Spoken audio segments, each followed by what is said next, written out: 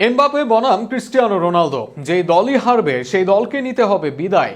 গুরু বনাম শিষ্যের লড়াইয়ে একদিন পর মুখোমুখি হচ্ছে পর্তুগাল বনাম ফ্রান্স। ফ্রান্স প্রস্তুত এমবাপে কান্তেদের নিয়ে, আর এদিকে রোনালদো ব্রুনোরাও প্রস্তুত সঙ্গে তরুণ তুর্কিদের নিয়ে। ইউরোতে পর্তুগাল ফ্রান্সের বাঁচা মরার লড়াই নিয়ে বিস্তারিত থাকছে প্রতিবেদনে। ফুটবল যেমন প্রেমিকার মতো রোম্যান্স ছড়ায়, তেমনি বেইমানি প্রেমিকার চেয়েও অনেক বেশি নিষ্ঠুরও হয়। কিন্তু তাই বলে কি এতটাই নিষ্ঠুর হতে হয়?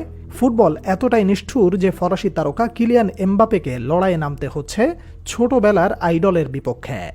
যাকে ঘিরে ফুটবলার হওয়ার স্বপ্ন বুনেছেন, যার ছবি বুকে নিয়ে রাতের পর রাত স্বপ্ন এঁকেছে ওই দুই নিষ্পাপ চোখ, অথচ এই বেলায় তার স্বপ্ন ভাঙতে নিজের সবটা উজাড় করে দেবেন ফরাসি বয় কিলিয়ান এমবাপে।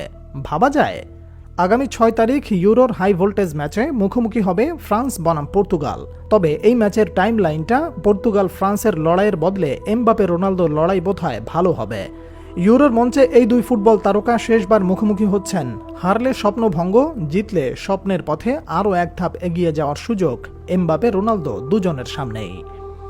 তবে পর্তুগাল হারলেই ইউরো থেকে সারা জীবনের জন্য বিদায়ী ঘণ্টা বেজে যাবে এক ফুটবল রাজপুত্র রোনালদোর। রোনালদোর শুকনো মুখে মলিন চেহারায় বিদায় যাত্রাটা অবশ্যই দেখতে চাইবে না ফুটবল ভক্তরা। মুদ্রার ওপারে কিলিয়ান এমবাপের বয়স বিবেচনায় আরও কয়েকটা ইউরো খেলার সুযোগ থাকলেও কেরিয়ারের অধরা শিরোপা এবারই জিততে চাইবেন।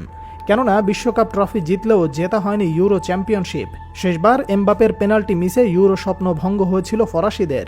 সঙ্গত কারণে এই ইউরোতেই এমবাপে খেলতে চাইবেন সাপ মোচনের গল্প। যদিও ইউরোর গ্রুপ পর্ব থেকে রাউন্ড অফ 16 কোথাও নিজেকে মেলে ধরতে পারেননি সদ্য সাবেক পিএসজি তারকা, করেছেন মাত্র একটি গোল, সেটিও পেনাল্টি থেকে। তবে কি এমবাপে নিজের সেরাটা জমিয়ে রেখেছেন পর্তুগালের বিপক্ষে ম্যাচের জন্য? এমনটা হলে তো মহা বিপদ অপেক্ষা করছে রোনালদোর পর্তুগালের জন্য। Portuguese left back Nuno Mendis ইতিমধ্যে হুঁশিয়ারি দিয়ে রেখেছেন এমবাপেকে তারা থামিয়ে দেবেন, রোনালদোর জন্য লড়বেন। কোয়ার্টারে ফ্রান্স বাধা টপকে সেমিতে পা রাখতে চায় পর্তুগাল। অবশ্য কাগজে কলমে তারকা নির্ভর দল নিয়ে কাতার বিশ্বকাপের রানার্স আপ ফরাসিদের ছাপিয়ে পর্তুগাল ফেভারিট। রাউন্ড অফ 16-এ স্লোভেনিয়ার বিপক্ষে টাই বেকার শুট আউটে কোস্তার নৈপুণ্যে জিতলেও গ্রুপ স্টেজে দুর্দান্ত খেলেছে মার্টিনেজের শিষ্যরা। এফ গ্রুপে চ্যাম্পিয়ন হিসেবে পা রেখেছে পরের রাউন্ডে। তবে শঙ্কা আর চিন্তার কারণ হতে পারে দলের সবচেয়ে বড় তারকা ক্রিস্টিয়ানো রোনালদোর ফর্ম আর ফিটনেস নিয়ে। খুব একটা ফর্মেও নাই রোনালদো। পুরো টুর্নামেন্টে এখন পর্যন্ত নিজের ছায়া হয়ে আছেন ক্রিস। গ্রুপ স্টেজে করতে পারেননি কোনো গোল। 6 ইউরোর যাত্রাতে এই প্রথমবারের মতো গ্রুপ স্টেজে গোলের দেখা পাননি CR7। এর ওপর রাউন্ড অফ 16-এ অতিরিক্ত সময় পর্যন্ত মাঠে ছিলেন।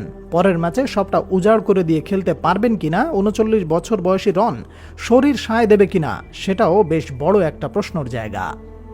মুদ্রার ওপারে এবারের ইউরোতে ফরাসিদের অবস্থা একেবারে হযবরল।